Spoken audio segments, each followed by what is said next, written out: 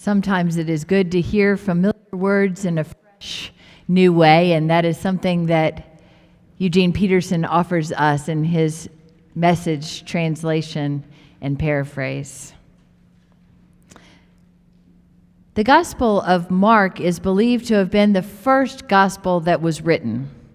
And the first words in Mark's gospel are this: the beginning of the good news of Jesus Christ. And then Mark goes on to tell the story of Jesus Christ, starting, it seems, right in the middle, with Jesus coming to the River Jordan and John pointing him out to the people. The Messiah, the one we've been waiting for, has finally come.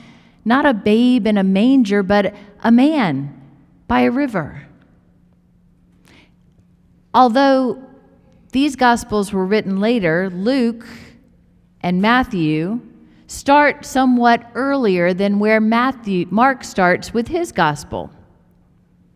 Luke starts with an angel annunciating first to Zechariah and the father of John, and then to Mary, the mother of Jesus. Matthew starts even earlier with a genealogy tracing Jesus back through the great King David all the way to Abraham. But it is John, who is thought to be the last gospel written, that takes the beginning of the good news of Jesus Christ all the way back to the beginning.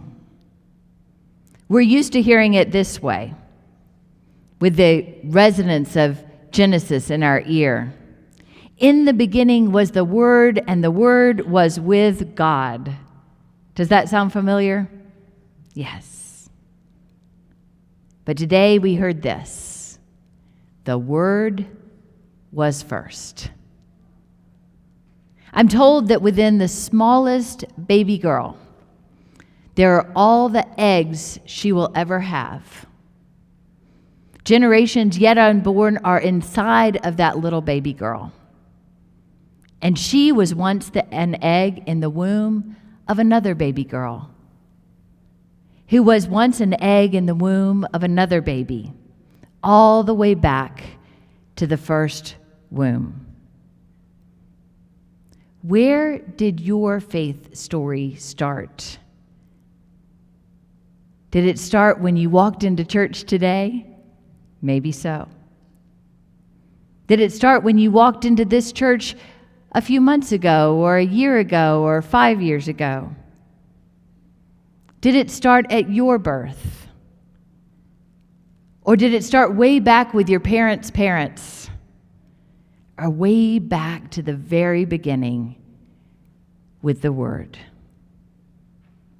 Charles Darwin, who theorized about evolution, concludes his Origin of the Species, his famous book on that topic, this way: probably all organic beings which have ever lived on this earth have descended from some primordial form into which life was first breathed. There is grandeur in this life like that. From so simple a beginning to endless forms, most beautiful and most wonderful, have ever been evolved. As a person of faith, I like to think that first form was a spirit-filled, light-creating word of love. Like the love of a mother who vanquishes bedroom monsters with the words, "The night light is on, so if you need me, you can find me." The Word was first. This past week, a man of words, Stephen King, the author, wrote a moving tribute to Rob Reiner, the director. I learned last night at an intergenerational table in my home that not everybody knows who Rob Reiner is or was, that he was Meathead in the days that I grew up, and a character on a show, that was a favorite of people of my generation, but that he went on to direct many amazing movies, including a family favorite of ours, Princess Bride. I learned through Stephen King's writing that he was the director of the movie Stand By Me, a movie based on a novella that Stephen King wrote called The Body. Reiner had arranged for Stephen King to have a viewing for one, seating King in a borrowed room with a borrowed chair.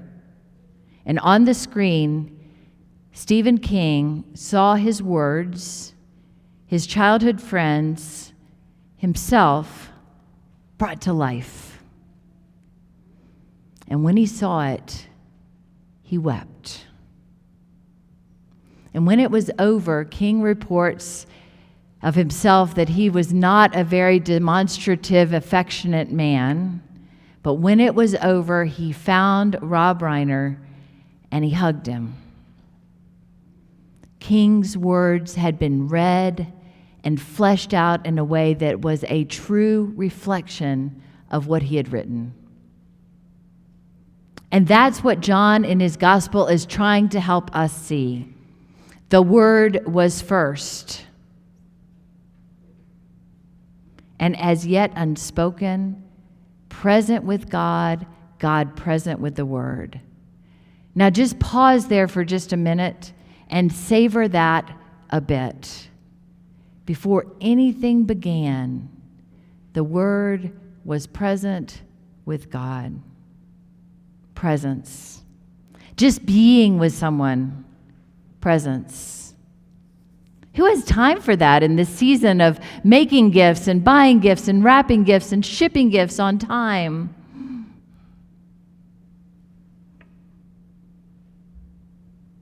But it isn't that our deepest desire. Someone to be present with us. Us to be present with someone.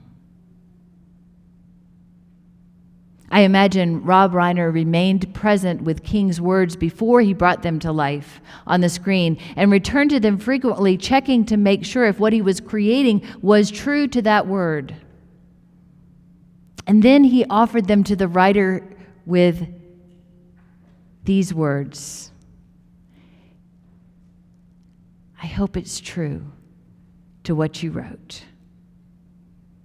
And heard the writer's affirmation, yes, that's what I had in mind.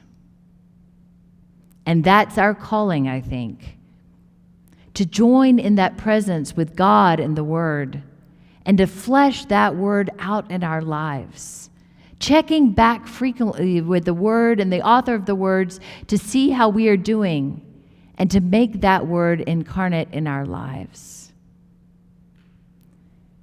Now, friends, unless you think I am a perfect preacher preaching a word that I have mastered and commend to you, please know, and my children are here to testify, presence is something I struggle with. I will ask them a question and my attention is off on the next thing before they have time to answer. Are you like that? Yes. So this is a word for me as it is for you. Let us find time to be present. To start the day, first was the Word. To be present to God and the Word first. Before you play Wordle, that's what I do. Be present with the Word. And then let it be fleshed out in your life. John tells us that this primordial word was fleshed out in Jesus. Don't you just love the way the message puts it? The Word became flesh and blood and moved into the neighborhood. This morning, just a few minutes ago, I got to talk with some neighbors who are here in church together today. Doesn't it make a difference who moves into your neighborhood and what they can cause to happen? If you have yet to read Alan Levy's book, Theo of Golden, I commend it to you. It is a modern-day novel set in a small southern town, a fictional town called Golden. And it is a story about what happens when love and light move into the neighborhood. The main character's name is Theo, and if you're a casual studier of Greek at all, you know that Theo means God, as in theology, the study of God and thought about God. Theodore means gift from God, or, if you want to play with words with me, God present. God present. And so the reader of Theo of Golden will not be missed that someone who shines the light of God's love has moved into the neighborhood, a gift to the town of Golden from God. When Theo moves in, he goes to the coffee shop. That's what I would do first. And he sees on the wall portraits. And he admires those portraits. He learns that those portraits are all the work of one artist, Asher, and that all the people in the portraits are local folk that Asher has captured in masterful pieces. What's surprising to Theo is that although the portraits are for sale, very few have been bought. And so Theo decides to begin purchasing the portraits one by one. He sets up one-on-one appointments with the subject of the portrait. And he is present with that person, giving them the gift of the portrait, but more importantly, the gift of his presence. Theo rarely talks about himself. He asks questions and listens to the answers. He looks and he sees beloved children of God. Relationships are formed with each portrait that is given, and the town begins to change because people have been seen. Ellen, a homeless woman, comes to church. A place is made for her after some kerfuffle. And later, she gives Theo the gift of a bike ride bird watching tour. Lamisha, a child who's injured in an automobile accident, is given the consistent medical care she needs to get better. A woman is able to leave an abusive relationship. Tony, a veteran, experiences relief from the trauma of war and his own weight of guilt. He begins to entertain the idea that heaven could be a place where he would be welcomed. When it's time, after a year in their midst, for Theo to leave them, the local preacher reflects with his congregation on the post-resurrection story of two men walking with a stranger on the road from Jerusalem to Emmaus. On the walk, the stranger shares with the two men the meaning of the scriptures and how they are fulfilled in Jesus. And the preacher said, the stranger, whom they would later recognize was Jesus Christ, was able to tell them the story because he is the story. Didn't our hearts burn within us when we were walking on the road with them, the two men declared to one another after recognizing Jesus? And the preacher says to his congregation, didn't our hearts burn within us when we were with Theo? Then the preacher challenged his congregation to honor Theo by being like Theo. Do good, bestow kindness, strive for beauty, seek and find a river that leads to life everlasting, and draw from the fountain of life every day. Like Theo did, for heaven's sake. The word came first. Speaking, writing, living. Speaking, writing, living the words of life, transforming the neighborhood and us. so that in our turn we might bring the word to life here and now for heaven's sake. Friends, for many have not seen the Father or the Son, but they have seen us. So let us be present with the word and present with one another, so that he who was the beginning will shine his light here and now,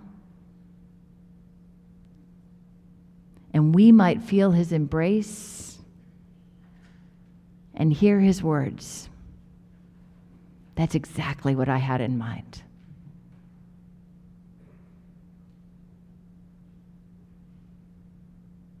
Let us be present with his word and present with one another, so that he who was in the beginning will live in this neighborhood, here and now. Amen.